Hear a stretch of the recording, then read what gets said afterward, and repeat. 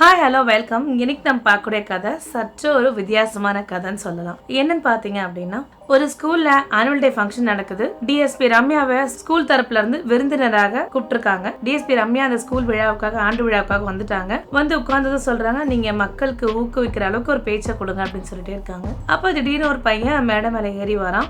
ஏறி வந்து நீ என்னோட மனைவி அப்படின்னு சொன்னோடனே டிஎஸ்பி ரம்யாக்கு அதிர்ச்சி. என்னடா திடீர்னு ஒரு 10 வயசு குழந்தை வந்துட்டு நம்மள போய் மனைவின்னு சொல்றாங்களே அப்படின்றாங்க. டிஎஸ்பி ரம்யா கொஞ்சம் பெருசாயிடுச்சு. இப்படி ஒரு அதிர்ச்சி ரொம்ப பெருசா பாக்குறாங்க. என்ன சொல்ற அப்படின்னு ஒரு மாதிரி அப்செட்டா உட்காந்துட்டு இருக்காங்க. இந்த விஷயத்த கேட்ட உடனே ஹால்ல உட்காந்துட்டு இருந்த பிள்ளைங்களும் கொஞ்சம் அமைதியாயிட்டாங்க. ஒரு கார்னர்ல பிள்ளைங்க சிரிக்கிறாங்க, ஒரு கார்னர்ல பிள்ளைங்கள அமைதியாயிட்டாங்க. அந்த குழந்தை வந்து அனில். அந்த குழந்தை பேரு, உன் பேர் வந்து ரம்யா கிடையாது, ராகசுதா, நீ என்னோட மனைவி அப்படின்னு மறுபடியும் சொல்றாரு. அப்ப ஸ்கூல்ல உள்ளவங்க எல்லாம் என்ன பண்றாங்க, அனில் நீ சொன்ன கதைலாம் நல்லா இருக்கு, போய் உட்காருப்பா அப்படின்னு சொல்றாங்க. சோ இந்த கதையோட விரிவாக்கத்தை முழுமையா பார்க்கலாம். டிஎஸ்பி ரம்யானாலே அந்த ஜில்லால எல்லாருக்கும் ரொம்ப பிடிக்கும். ஏன்னா டிஎஸ்பி ரம்யா ரொம்ப நேர்மையானவங்க, ஒழுக்கமானவங்க, நீதி தவறாம நடந்துக்கும் நினைக்கிறவங்க. டிஎஸ்பி ரம்யாவை ஒரு ஸ்கூல்ல ஆண்டு விழாவுக்காக விருந்தினராக கூப்பிட்டுருக்காங்க. டிஎஸ்பி ரம்யாவும் வராங்க. டிஎஸ்பி ரம்யா வராங்க. வந்ததும் என்ன பண்றாங்க, விஐபி சேர்ல உட்கார வைக்கிறாங்க. உட்கார வச்சோன்னு என்ன பண்றாங்க, இந்த மாதிரி குழந்தைங்களை ஊக்குவிக்கிற அளவுக்கு நீங்க பேச்சு பேசணும் அப்படின்றாங்க. கண்டிப்பா அப்படின்னு சொல்லிட்டு ரம்யா சொல்றாங்க. அப்போ திடீர்னு ஒரு குழந்தை, 10 வயசான குழந்தை அனில் மேடம் மேல வந்து நீ என்னுடைய மனைவி அப்படின்னு சொன்னே ரம்யாவுக்கு ஒரே அதிர்ச்சி, கண்ணெல்லாம் விரிஞ்சு என்ன சொல்ற அப்படின்னு சொல்லிட்டு பாக்குறாங்க. கொஞ்சம் அப்செட் ஆன மாதிரி பாக்குறாங்க. இந்த விஷயத்தை கேட்ட ஹால்ல உள்ள குழந்தைங்க, ஒரு சைடுல உள்ள குழந்தைங்க சிரிக்கிறாங்க, ஒரு சில பேர் குசு குசுன்னு பேசிக்கிறாங்க, ஒரு சில குழந்தைங்க அமைதியா இருக்காங்க. மறுபடியும் அந்த குழந்தை என்ன சொல்றான், நீ ரம்யா கிடையாது, என்னுடைய மனைவி ராகசுதா அப்படின்றாங்க.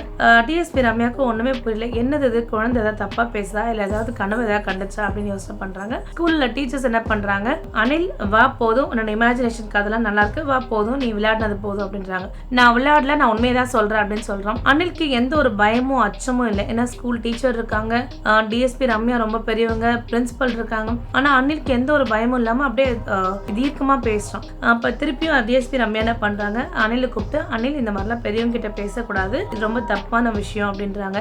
நீ ஒண்ணு ரம்யா கிடையாது, என்னுடைய மனைவி ராகசுதா. முன்காலத்துல நம்ம போன ஜென்மத்துல ரொம்ப நல்லா வாழ்ந்திருக்கோம், ரொம்ப பிரியமான கணவன் மனைவியா நம்ம வாழ்ந்திருக்கோம் அப்படின்னு ரம்யாக்கு ஒரே கன்ஃபியூஷன். ஏன்னா இந்த குழந்தை வளர்றானா, என்ன சொல்றானே ஒண்ணுமே புரியல அப்படின்றாங்க. அப்போ ஒரு பழைய வளையல், ஒரு 50 வருஷத்துக்கு முன்னாடி உள்ள வளையல்ல இருந்து அப்படி இருக்கும், அந்த பழைய வளையல எடுத்து கொடுக்குறான். ராகசுதா உனக்கு இது ஞாபகம் இருக்கா, நம்ம 2 பேரும் இந்த வளையல் ரொம்ப ராசியான வளையல் சொல்லிட்டு, இந்த ராசியான வளையல் நீ சொல்லியிருக்க, இந்த வளையல் நம்ம வந்து ஒரு இடத்துல புதைச்சு வச்சோம், ஞாபகம் இருக்கா அப்படின்னு கேட்கறாங்க. ரம்யாவும் எதை யோசனை பண்றாங்க, என்ன இந்த குழந்தை சொல்ல வருது, இது உண்மையா பொய்யா இல்ல உண்மையா ஏதாவது இருக்குமா அப்படின்னு ஒரே யோசனையோட இருக்காங்க. சரி நம்ம எந்த இடத்துல வாழ்ந்தோம் அப்படின்னு காமி அப்படின்னு சொல்றாங்க ரம்யா.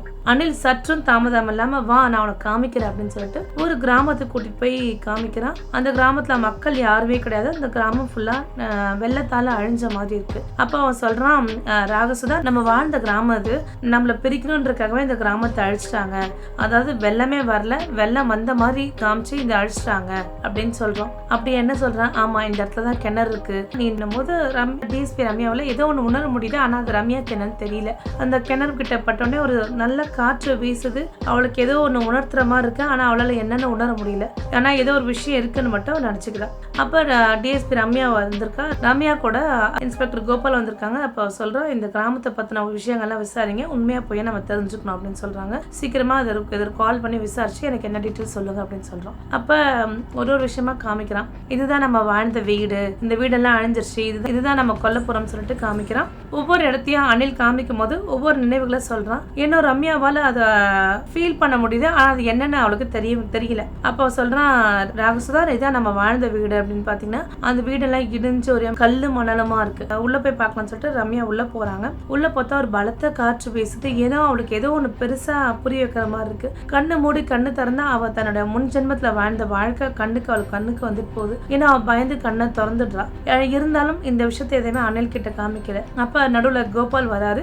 கோபால் வந்து, மேடம் இந்த கிராமம் வந்து வெள்ளத்தால மூழ்கி இருக்கு, இதுக்கான பெரிய இந்த வெள்ளத்த சாட்சி எதுவும் கிடையாது, வெள்ளம் வந்ததுக்கான சாட்சி எதுவும் கிடையாது, இது வந்து வேணும்னே செஞ்ச மாதிரிதான் இருக்கு அப்படின்னு சொல்லியிருக்காங்க அப்படின்றாங்க. இதை யார் செஞ்சது அப்படின்னு சொல்லிட்டு அனில் அனில் கிட்டே கேக்குறாங்க ரம்யா அனில் கிட்ட கேக்குறாங்க, ஏன் இந்த கிராமம் வெள்ளத்தால மூழ்கிடுச்சு அப்படின்னு சொல்லிட்டு கேக்குறாங்க. இல்ல, அதுக்கு இந்த ஊர் தலைவர் பைரவ் சிங் தான் காரணம். ஏன்னா பைரவ் சிங்க்கு நம்மளை பிரிக்கணும், அதுதான் அவனோட பெரிய நோக்கமா இருந்துச்சு. அதால தான் அவன் அப்படி செஞ்சான். அவன் ஒரு சுயநலமானவன், அவன் ரொம்ப மோசமானவன் அப்படின்னு சொல்லிட்டு பைரவ் சிங்கை பத்தி சொல்றாரு. அப்ப பைரவ் சிங்கை பத்தி விசாரிங்க அப்படின்னு சொல்லிட்டு கோபாலுக்கு ரம்யா சொல்றாங்க. மேம், நான் ஏற்கனவே விசாரிச்சேன். பைரவ் சிங் வந்து ஒரு பெரிய புள்ளி, இந்த ஊர்ல தலைவரோட பிள்ளை அவர் வந்து அப்படின்னு சொல்றாங்க. அவர் வந்து இப்ப நிறைய பிசினஸ் பண்ணிட்டு இருக்காரு, பல கோடிக்கு அதிபர் அப்படின்னு சொல்றாங்க. சரி, நம்ம அவரை போய் சந்திக்கலாம் அப்படின்றாங்க. வாங்க, அவர் இந்த ஊர்ல இருந்து ஒரு 26 கிலோமீட்டர் தள்ளி இருக்காரு, ஒரு பெரிய அரண்மனை வாழ்ந்துட்டு இருக்காரு அப்படின்னு சொல்றாங்க. சரி, நம்ம போய் சந்திக்கலாம்னு சொல்லிட்டு ரம்யா, கோபால், அனில் இந்த 3 பேருமே கிளம்பி போறாங்க. 26 கிலோமீட்டர் போயிட்டு இருக்காங்க. போயிட்டு அந்த அரண்மனையை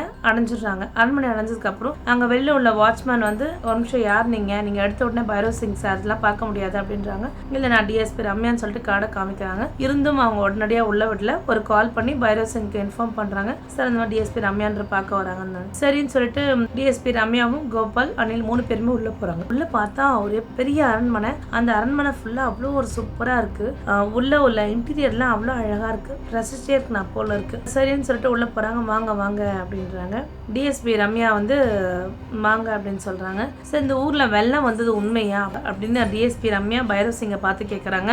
அப்புறம் அனில் வந்து அப்ப அந்த குறுக்கிட்டு, ஆமா ராகசுதா, இந்த ஊர்ல வெள்ளம் வந்து உண்மைதான். இவனோட சுயநலத்துக்காக அந்த வெள்ளத்தை அப்படி வர வச்சது இவன் தான் அணையை திறந்து விட்டான். அணையை திறந்து விடலன்னா அந்த கிராமமே அழிஞ்சிருக்காது. இந்த கிராம மக்கள் அழிஞ்சிருக்கலாம், பைரவ் சிங் தான் காரணம். ரொம்ப கோபமா பேசுறான். யார் அது அப்படின்னா, ஆமா, போன ஜென்மத்துல உன்னோட விஷயம்லாம் தெரிஞ்சவன் நான் அப்படின்னு சொல்றான் அனில் கொஞ்சம் கூட பயமே இல்லாம தைரியமா பேசுறான்.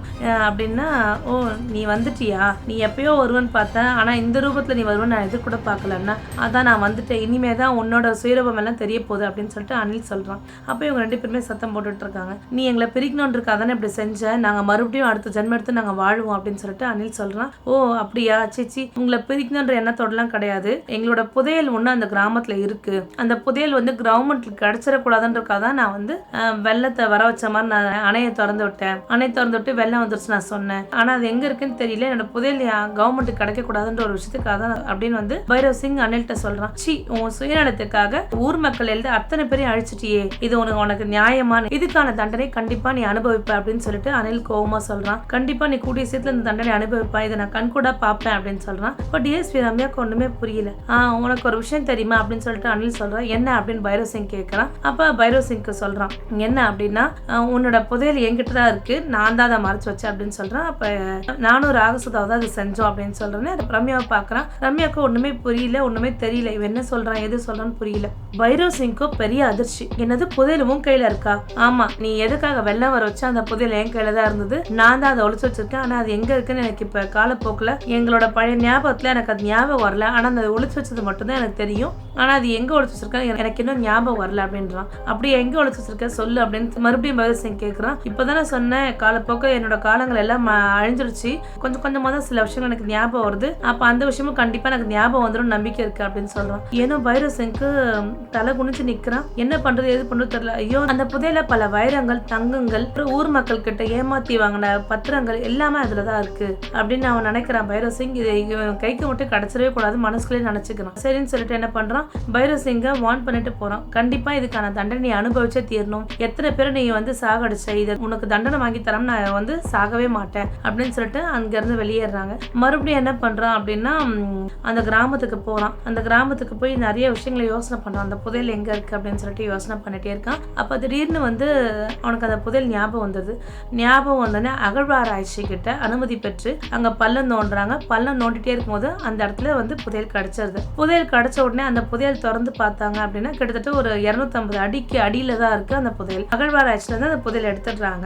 எடுத்ததுக்கு அப்புறம் என்ன பண்றாங்க அப்படின்னா பாக்குறாங்க, அதுல விலை மதிக்கக்கூடிய வைரங்கள், தங்க நகைகள், பத்திரங்கள் எல்லாமே இருக்கு. அப்ப இந்த புதையல் யாருக்கு சொந்தமானது அப்படின்னு பாத்தீங்கன்னா பைரவ் சிங் தான் சொந்தமானதுன்னு தெரிஞ்சிருச்சு. அப்ப அங்க உள்ள மக்களோட பத்திரங்கள்லாம் இங்க இருக்கு அப்படின்றதால அப்ப ரம்யா என்ன பண்றாங்க, இந்த புதையல் உங்களுக்கு சொந்தமான விஷயம், ஏன்னா அது வந்து அரண்மனைக்கு சொந்தமான ஒரு புதையல், அப்ப இது மக்களுடைய டாக்குமெண்ட்ஸ் எல்லாம் இருக்கு, அவங்களுக்கே தெரியாம நீங்க இதெல்லாம் வாங்கி வச்சிருக்கீங்கன்னு சொல்லிட்டு அவரை அரெஸ்ட் பண்ணி ஜெயில போடுறாங்க. நீங்க வந்து பெரிய தவறு செஞ்சிருக்கீங்க, மக்களோட சொத்தை மக்கள்கிட்ட தராம நீங்க அபகரிச்சிருக்கீங்கன்னு சொல்லிட்டு அவங்க கேஸ் போட்டு பைரவ் சிங்க ஜெயிலுக்கு அனுப்பிச்சிட்டாங்க. அப்ப கூட அனிலுக்கு வந்து ஒரு சில ஞாபகம் வருது. ராகசுதா உனக்கு ஞாபகம் இருக்கானா, என்ன சொல்லுங்க, எனக்கு எதுவும் ஞாபகம் இல்லை அப்படின்றான். நீ வந்து எனக்கு ஒரு கடிதம் எழுதி கொடுத்த, ஏன்னா அந்த அகழ்வாராய்ச்சி ஆக்சுவலா அந்த கடிதம் வந்துடும் நினைச்சா அந்த கடிதம் கிடைக்கல அப்படின்றான். அப்படியா அப்படின்னு சொல்றான். ஆமா, அந்த கடிதம் புதையல் புதைச்சி வைக்கிறதுக்கு முன்னாடி நான் கடிதத்தை புதைச்சேன், நீ சாகிறதுக்கு முன்னாடி எனக்காக எழுதி வச்ச கடிதம் அப்படின்னு சொல்றான். அப்படியா, நம்ம தேடி பார்க்கலாம் அப்படின்னு சொல்லிட்டு சரி போய் தேடுறாங்க. ரம்யா, கோபால், அனில் 3 பேருமே தேடி பார்க்குறாங்க. தேடி பார்க்கும்போது ஒரு 10 அடியில ஒரு பெட்டி ஒன்று